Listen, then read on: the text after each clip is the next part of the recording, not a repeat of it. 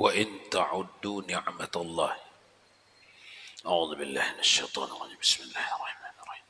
إلى حضرة النبي المصطفى محمد رسول الله صلى الله عليه وسلم وعلى آله وأصحابه وأزواجه وذريته ولكافة الأنبياء والمرسلين والعلماء والشهداء والصالحين شيء لله ولهم الفاتحة. أعوذ بالله من الشيطان الرجيم. بسم الله الرحمن الرحيم. الحمد لله رب العالمين. إياك نعبد وإياك نستعين. اهدنا الصراط المستقيم صراط الذين أنعمت عليهم غير المغضوب عليهم ولا الضالين. فقال المؤلف رحمه الله تعالى وأدم نفعنا بعلومه في الدارين آمين. Tuan-tuan jamaah salat maghrib dan majlis ta'lim fardu ain Masjid Agung Karimun rahimakumullah. Kembali kita dalam pengajian tasawuf kitab Syiarus Salikin juz 4 halaman 22. Masih lanjutan daripada bab mensyukuri nikmat-nikmat Allah, hakikat syukur. Firman Allah Subhanahu wa taala, "Wa in ta'uddu ni'matallahi la tuhsuha." Jikalau kamu bilang nikmat Allah atas kamu itu, niscaya tiada dapat kamu bilangkan dia. Maknanya maksud ayat bukan dibilang, dihitung, lalu dapat angka. Bukan itu maksudnya. Tetapi maksud ayat dihitung, langkah demi langkah, poin demi poin, hitung. Dalam penghitungan itu kita tengah mensyukuri nikmat. Karena penghitungan itu tak akan ada berhenti. Tak akan habis. Kata Rasulullah dalam hadis sahih, kalau kamu jadikan seluruh ranting yang ada di bumi jadi penamu, air lautan menjadi dawatmu, semua daun-daun jadi kertasmu untuk engkau tuliskan nikmat-nikmat Allah, habislah daun, habis ranting, habis air laut, nikmat Allah tak akan habis. Itulah maksud daripada wa in ta'uddu ni'matallahi la tuhsuha. Jika kamu menghitung nikmat-nikmat Allah, kamu tidak akan mampu menghitungnya. Jadi menghitung bukan untuk mampu menghitung. Menghitung bukan untuk berhasil menghitung. Menghitung bukan untuk finish. Startnya sekarang menghitung. Kita ni menghitung. Finishnya mana? Jangan tunggu, jangan cari, tak ada finishnya. Dalam penghitungan kita ini, di situ bertambah ma'rifah, bertambah pengenalan kepada Allah, karena kita hitung satu persatu, kita kenali satu persatu, kita dekati satu persatu nikmat-nikmatnya. Jadi dalam perjalanan kita makin kenal dia, makin dekat, makin akrab. Itulah makna menghitung. Jadi menghitung di sini bukan menghitung seperti menghitung benda. Ini saat hari pertama menghitung. Hari terakhirnya setelah sekian bulan di sana. Itu menghitung benda begitu. Menghitung nikmat Allah tidak. Mulai kita menghitung sekarang. Berjalanlah terus menghitung nikmat Allah, menghitung, mengenali, memahami, mengenali. Kemarin sudah lewat, kita dimulakan dulu dari diri kita. Ada banyak nikmat di sini. Wa fi anfusikum afala tubsirun, di diri kita. Baru nanti pergi ke alam semesta. Satu demi satu diperhatikan dengan mata iman. Maka dalam perjalanan menghitung ini tumbuhlah ma'rifah, pengenalan roh kepada nikmat-nikmat Allah. Kalau pengenalan akal kepada nikmat-nikmat Allah itu membawa kekaguman, berdecak, apa namanya itu? Itu natijah akal. Ketika akal tidak mampu membuatnya, tapi disaksikannya benda itu ada, dia akan kagum. Kagumnya macam mana? Tapi ketika roh tidak mampu membuatnya dan dia menyaksikannya, dia melihatnya, dia menyetujui bahwa aku dan segala perangkatku daripada engkau. Maka tugasku hanya berjalan kepada engkau. Artinya mematuhimu, mendengar cakapmu, mendengar perintahmu. Itu sifat semula jadi roh. Kalau sifat semula jadi akal, tak. Dia kalau bisa dia kerjakan, bisa dia buat, dia akan berkata, aku hebat. Kalau dia tak bisa buat, tak bisa kerjakan, tapi benda itu ada dan dia pakai, dia saksikan, dia akan kagum. Dia akan kagum. Itulah dia akal. Jadi beza akal, sifat-sifat akal dengan sifat-sifat roh. Kembali firman Allah Subhanahu wa taala lagi, wa ma bikum min ni'mati fa minallahi. Artinya, dan barang yang dapat dengan kamu itu daripada nikmat itu, maka yaitu sekalian daripada Allah jua. Ini tuan-tuan, ayat ini ada di An-Nahl 53. Ini ayat ini natijah bagi orang yang menjalankan yang pertama tadi. Yang pertama tadi apa? Dia berjalan menghitung nikmat Allah. Menghitung maknanya apa tadi? Mengenali, memahami dengan roh. Jangan dengan akal. Karena kalau dengan roh, makin banyak dia kenal, makin patuh. Itu sifat roh. Alastu bi rabbikum qalu bala. Itu sifat roh. Ketika diperkatakan Allah dirinya kepada roh, percaya engkau aku ni Tuhanmu yang harus engkau patuhi. Ya. Itulah sifat dasar roh. Nah, sekarang roh itu dia terikat, tertutup oleh ammarata bisu yang bekerja sama dengan syaitan, sehingga dia lemah, dia tak berdaya, dia tak menguasai badan.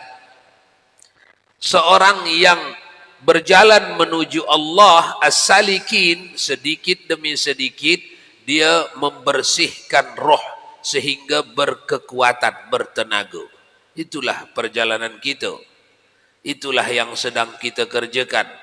Berlatih zikrullah dengan bibir, berlatih memaknai salat supaya arti salat itu bisa kita terjemahkan dalam hidup.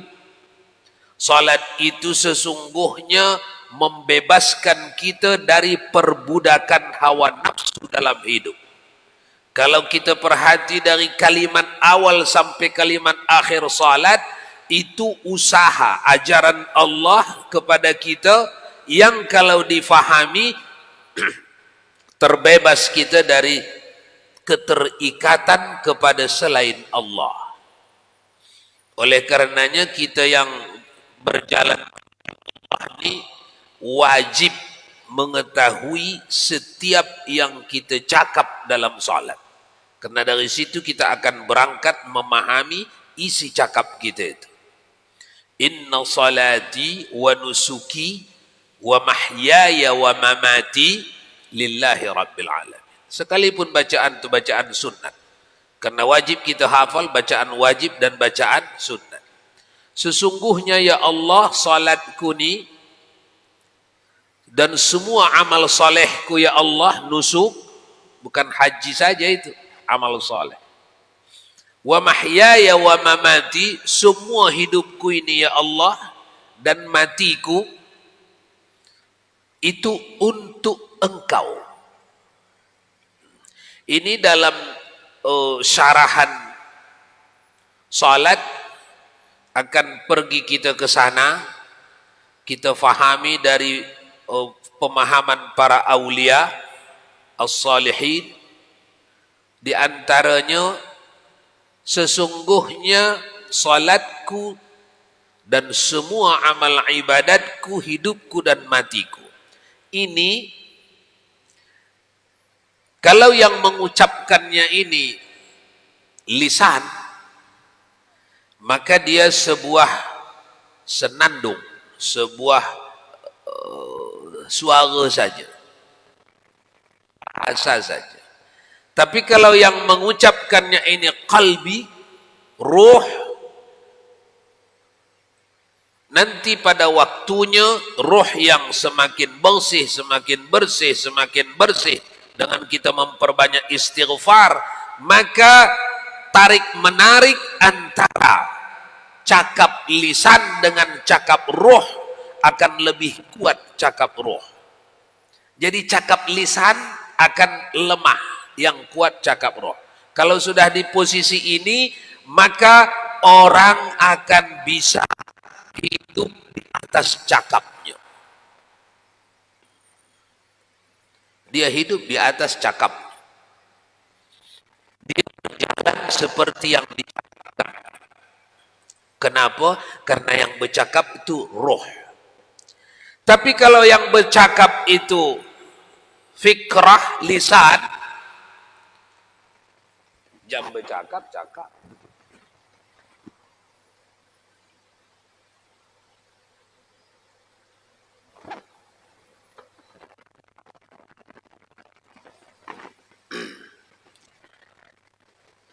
Waktu bercakap, bercakap. Waktu diubah cakap, diubah. Tidak ada masalah. Itulah kerja lisan. Tapi roh tidak. Dia ada hanya untuk setia kepada Allah. Itulah roh. Dia tidak akan sampai ke alam semesta ini kalau bukan untuk mematuhi Allah. Itu kehidupan roh. Makanya Rasulullah membuat simpulan, roh itu hidup di atas tasbih. Roh itu hidup di atas zikrullah. Bila mereka berhenti mengingat Allah, di situ nantilah dia hidup. Itu kehidupan roh mematuhi Allah. Kenapa kita tidak tertarik mematuhi perintah-perintah Allah? Karena yang mendengar atau melihat atau mengerjakan suatu pekerjaan bukan roh, tetapi akliyah, akal. Apa bezanya Ustaz? Sama je. Ya, sepintas sama.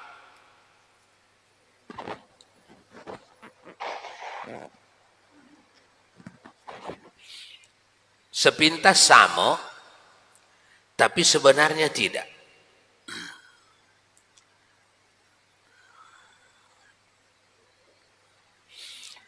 Tadi menghitung nikmat artinya jalan, merenung, memikir. Bukan untuk selesai dihitung, tidak ada selesainya. Apa saja yang tengah kita pakai, renungi itu. Nampak di situ kebesaran Allah. Itu yang pertama. Itu ayat yang pertama, surah Ibrahim 34. Sekarang ayat yang kedua, surah An-Nahl 53, wa ma bikum min ni'mati fa minallah. Dan barang yang dapat dengan kamu itu daripada nikmat itu, maka yaitu sekalian daripada Allah jua. Maksudnya, apa saja nikmat yang sampai kepada kamu itu punyanya Allah. Kita tengah jalan ini tadi di ayat yang pertama. Menghitung nikmat, memahami, lalu mengagumi. Dapat satu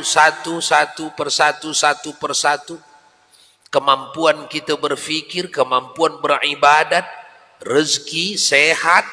Ini semuanya nikmat-nikmat Allah yang sudah kita hitung satu persatu. Kita fahami, ini hanya dengan kasih sayang diberi Allah, tak ada pamrih, tak ada bayar.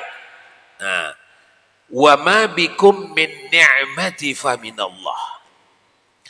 Pandanglah Allah di setiap yang kita dapat. Itu tugas kita sekarang, tuan-tuan. Pandanglah Allah di setiap yang kita dapat. Apa yang kita dapat? Kita dapat melihat, kita dapat beribadat, kita dapat makan minum, kita dapat bersilaturahmi, kita mendapat sehat, kita mendapat anak, istri, kita mendapat harta benda. Pandanglah Allah di situ. Itu tidak akan hadir kepadamu kecuali dikirimkan Allah Subhanahu wa ta'ala. Kita ini sedang bercakap dengan diri masing-masing. Ini tidak akan hadir kepadaku kecuali engkau kirim ya Allah. Ini kirimanmu. Ini kirimanmu satu persatu. Sehingga dengan demikian itu masuklah kita insyaallah di dalam ad-dawam ala zikrillah, mengekali mengingat Allah. Itulah yang dimaksud perintah Allah, fazkurullaha qiyaman wa qu'udan wa ala junubihim wa yatafakkaruna fi khalqis samawati wal ardh. Ingat kamu Allah waktu tegakmu, waktu dudukmu, waktu baringmu, ingat Allah. Kalau disuruh Allah mengingatnya waktu tegak, waktu duduk, waktu baring, itu 3 waktu itu simbol kepada semua waktu. Karena kalau kita biasanya tak sedang tegak, berarti sedang duduk. Kalau tak sedang duduk, kita biasanya sedang baring. Itu simbol. Tak perlu dimasukkan di situ sedang jongkok, tak perlu, sudah ada di dalamnya itu. Sama dengan wala taqul lahuma uffin wala tanharhuma, jangan kau katakan kepada 2 ibu bapamu. Tak perlu dimasukkan yang kecil-kecil dari yang besar dari sedangkan tu kecil pun dah dilarang, apalagi yang besar dari itu. Itu maksud.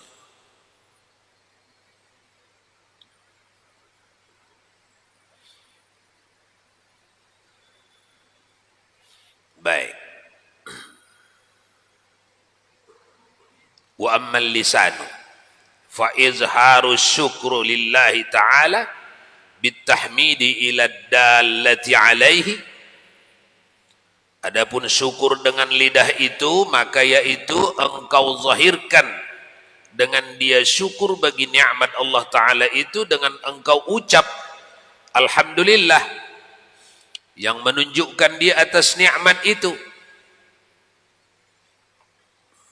Berapa banyak kita mengucap alhamdulillah? Nanti orang jawab 33 kali. Itu betul. Hadis sahih.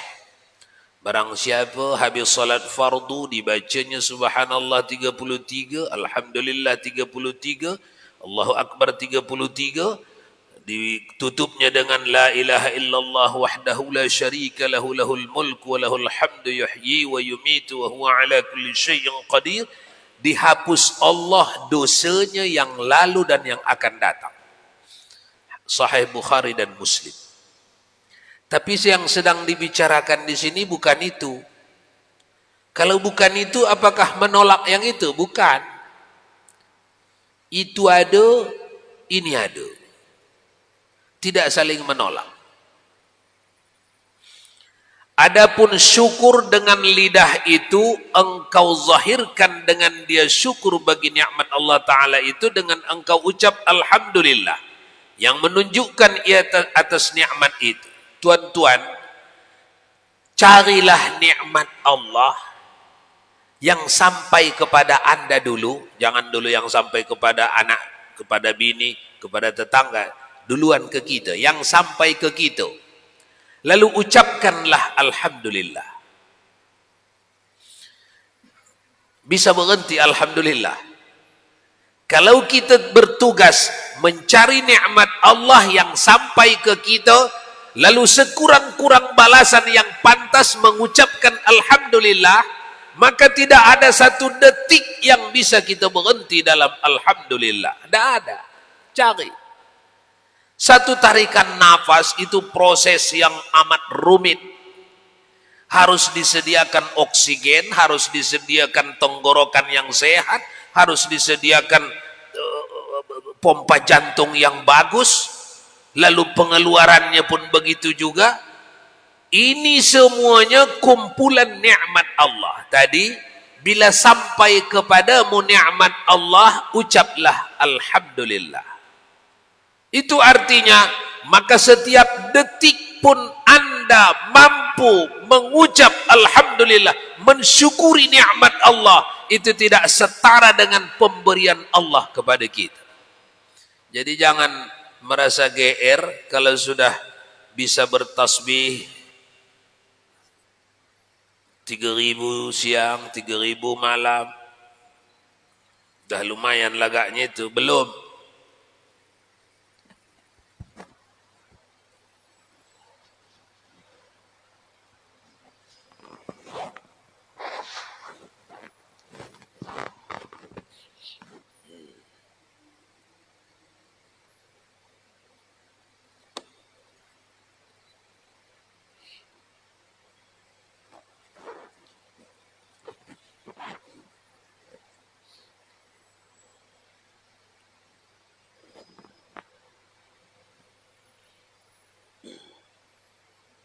Baik. Sampai di situ sesi tanya jawab. Silakan sesuatu yang nak ditanyakan berkaitan dengan kajian atau di luarnya yang dianggap perlu, dipersilahkan.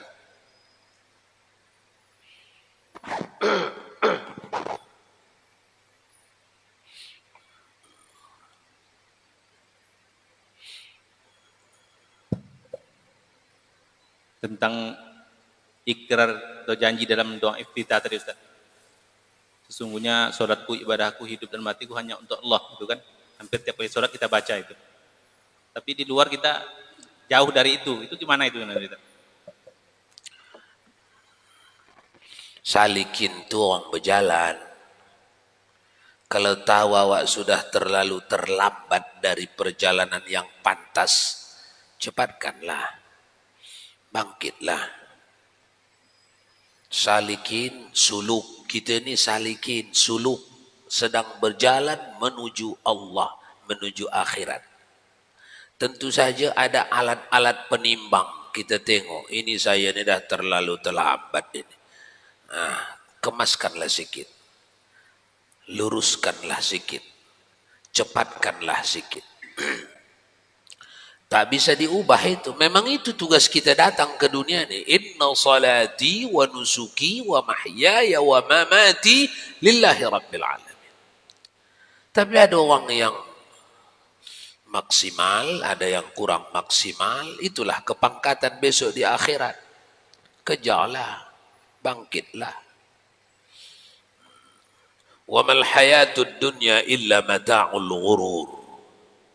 Allah bagi tahu orang yang cerdas akalnya, bukan orang yang sarjana, karena sarjana belum tentu cerdas memandang akhirat. Kalau mata batinnya lemah tak nampaknya itu. Wa mal hayatud dunya illa mata'ul ghurur. Ini dunia ini tak betul. Itu maksud Al-Quran. Ini tak betul. Yang betul akhirat. Mata'ul ghurur itu artinya mata' kenikmatan. Ghurur yang tak betul. Ghurur yang tipu daya. Tak betul. Itulah ini. Jadi orang yang sampai ke telinganya ayat ini tidak sama. Tidak sama. Si A ketika dengarnya ayat ini biasa-biasa saja. Si B ketika dengarnya ayat ini tak biasa-biasa saja. Dia langsung ingin tahu apa maksudnya ini, apa dibaliknya. Lalu dia mendekat kepada orang saleh, kepada ulama, atau dia baca bukunya, atau dia dengar majlis ilmunya. Fas'alu ahla dzikri in kuntum la ta'lamun. Bertanya kepada ulama. Dia tengok di buku ulama apa makna mata'ul ghurur. Imam Ghazali salah seorang yang paling cerdas menerangkan mata'ul ghurur. Kata Imam Al-Ghazali, kita ni sepanjang di dunia ni, apapun dia, jadi apapun awak, sepanjang di dunia ni tempat awak, makna mata'ul ghurur itu seperti bermimpi. Mimpi. Jadi semua yang kita kerjakan di dunia ini mimpi kita. Persis orang bermimpi. Nanti bila terjaga dari mimpi, orang yang mimpi itu kalau terjaga dari mimpi, ada lagi yang dalam mimpi itu? Tidak ada lagi. Yang lain yang ada. Itu makna mata'ul ghurur. Imam Ghazali, jangan anda fikir itu ahli tasawuf saja. Dah, ada tafsirnya, ahli tafsir dia. Tafsir Imam Al-Ghazali. Setiap ayat dilihat dari segi ma'rifahnya. Ini kehidupan dunia ini diuraikan Imam Al-Ghazali, ini persis macam orang yang tengah bermimpi. Bila tidur memimpi, entah mimpi apa saja, bikinlah mimpi sedap-sedap. Sedap-sedap lah tu, terus pergi jalan sana, jalan sini, harhur, makan sana, makan sini. Sepak kaki dia itu, tok sepakkan kakinya, terjaga. Begitu terbangun, ada makanan sedap? Tak ada. Ada pergi jalan-jalan naik pesawat sana sini? Tak ada. Yang ada, tidur. Itulah dunia. Jadi, tak ada yang bisa masuk ke akhirat kecuali ruh. Makanya ahli akhirat itu ahli sufi.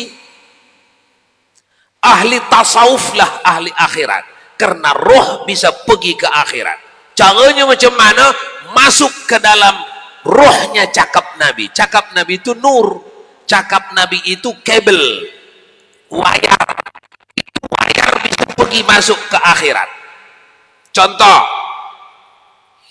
Kita meyakini bahawa setiap cakap Nabi benar. Pasti. Al-Quran menjamin. Lalu sampai kepada kita hadis Nabi yang menyatakan, disahihkan Bukhari dan Muslim, kata Rasulullah, barang siapa bersolawat kepadaku setelah matiku nanti, itu akan aku jawab solawatnya seperti aku menjawab waktu aku masih hidup. Hadis ini jatuh kepada si A dengan jatuh kepada si B bisa tidak sama. Jatuh kepada si A yang sekalipun faham bahasa Arab, ilmuwan, cendekiawan, tapi tidak hidup ruhnya, ma'rifahnya gelap, jatuh ke tangannya hadis ini, dia sampai pada terjemahan. Terjemahannya apa? Siapa yang bersolawat padaku satu kali setelah matiku nanti, aku jawab macam jawabanku masaku di dunia. Oh, sekarang dijawab Nabi. Selesai. Jatuh ke tangan si B hadis ini yang ma'rifahnya hidup, menghantar ma'rifah ini ruh. Caranya macam mana? Banyakkan zikrullah. Banyakkan zikrullah, titik. Tidak ada banyak zikrullah, nonsen. Tak ada ini cerita. Tidak ada cerita. Tidak akan bergerak kita, tak jalan kita. Tak jalan. Hanya dongeng sajalah. Hanya awak menengok-nengok sajalah. Tak sampai ke mana-mana. Tak ikut merasa apa yang kita ceritakan.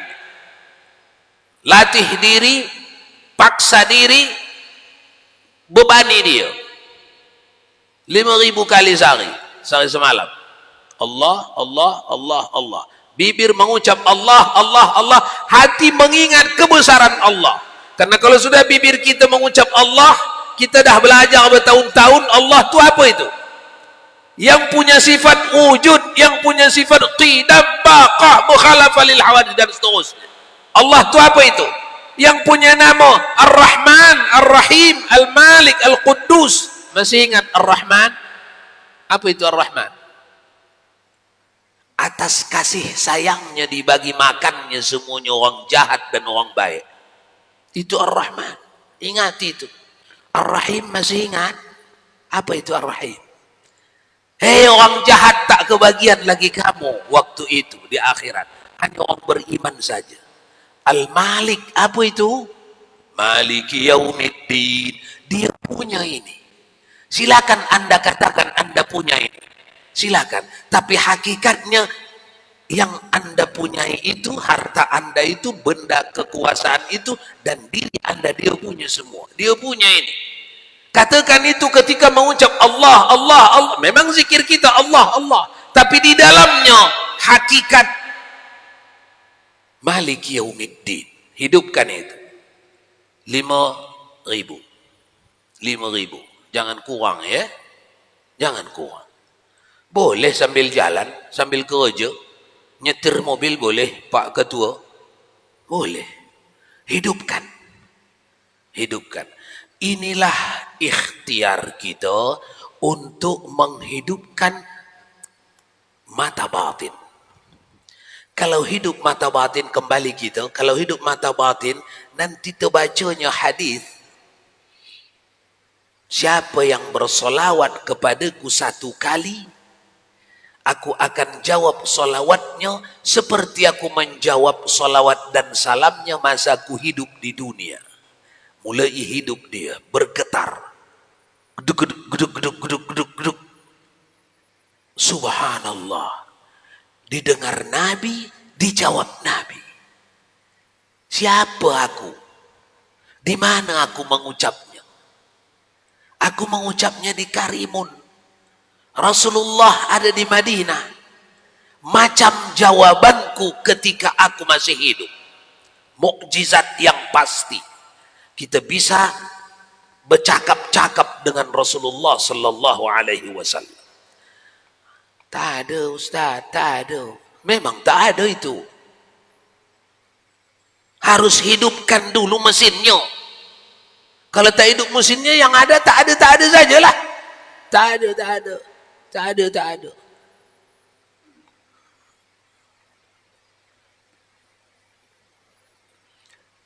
Ingatkan bahwa Anda tengah duduk di hadapan Rasulullah. Kenapa begitu?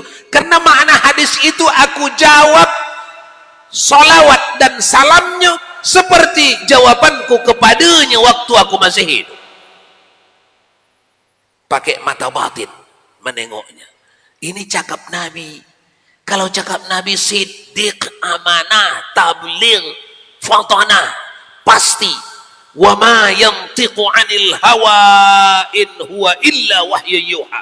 Tak sepatah cakap pun yang dituturkan Muhammad kecuali semuanya itu kami atur, kami kontrol, kami jaga, kata Allah. Tidak ada itu yang kosong, tidak ada itu yang sia-sia. Siapa yang mematuhinya itu, menyetujuinya itu kalbu. Kalbu. Jadi kalbu melihat ayat ini, memastikan hadis-hadis ini, memastikan kita mengamalkan, kita bersolawat. Rasulullah menjawab. Itu pakai iman. Oleh karena itu tuan-tuan balik-balik ke situ juga ya. Balik-balik ke situ juga. Habis salat, zikir la ilaha illallah 100 kali atau berapa yang sanggup. Ujungnya lanjutkan dengan Allah, Allah, Allah, Allah. Berapa kali? 5.000 kali. Waktu bibir mengucap Allah, Allah, Allah, hidupkan makna Allah. Kan Allah lafzul jalalah. Di dalamnya semuanya asma wa sifat Allah. Ketika bibir mengucap Allah, ingatkan bahwa Allah Al-Wahhab, Al-Razzaq, Al-Fattah, Al-Alim, Al-Qabid, Al-Basit, dan seterusnya. Latihkan itu. Itulah jalan kita membuka pintu ma'rifah. Ya. Jadi jangan jalan di tempat ya, jangan jalan di tempat. Berusaha dan berusaha, berusaha dan berusaha.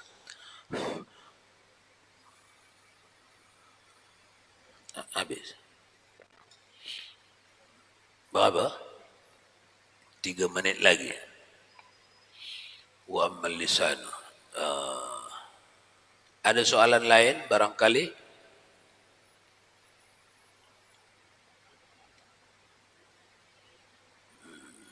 Kemudian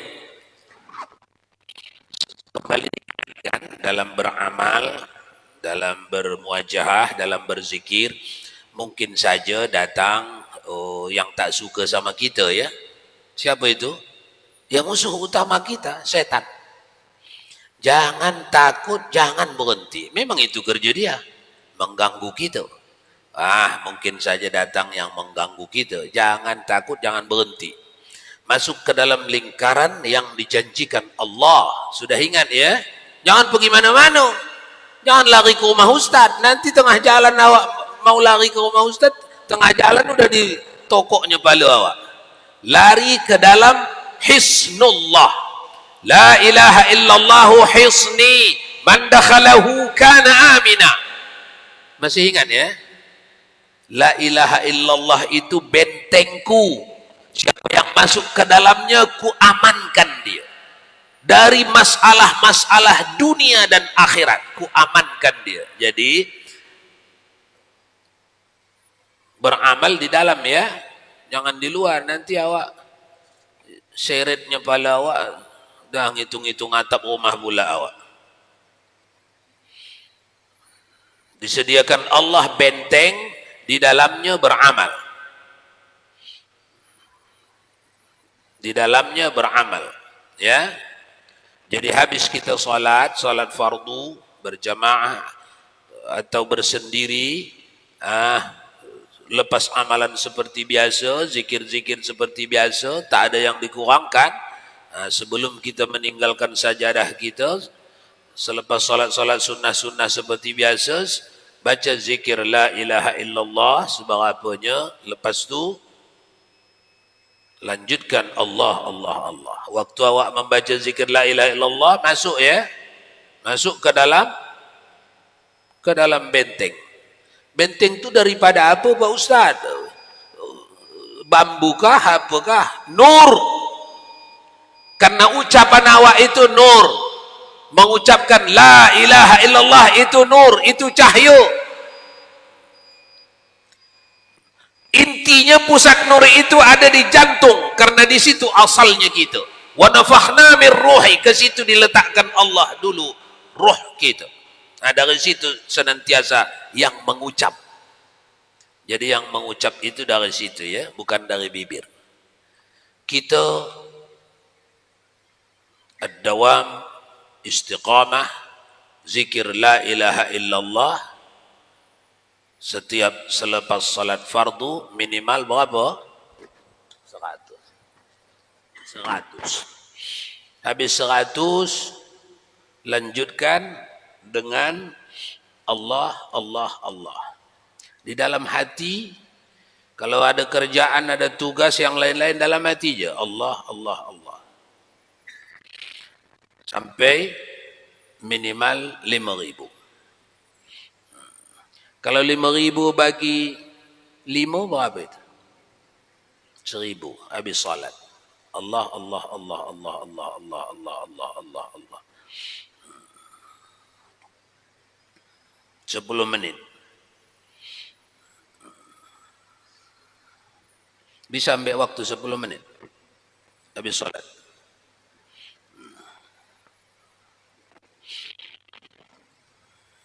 Baik. Habis masa ya.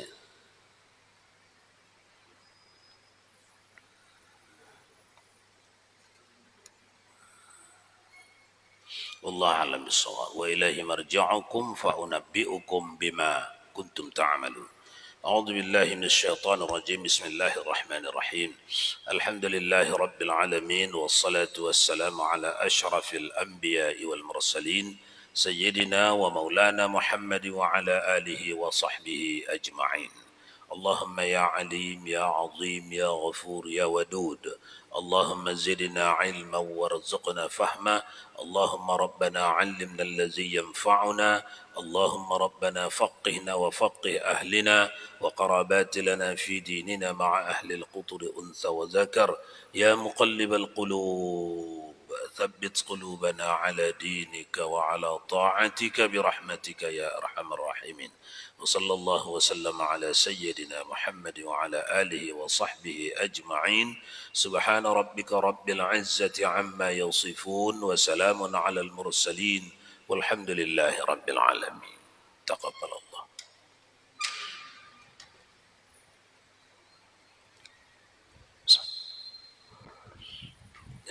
الله أكبر.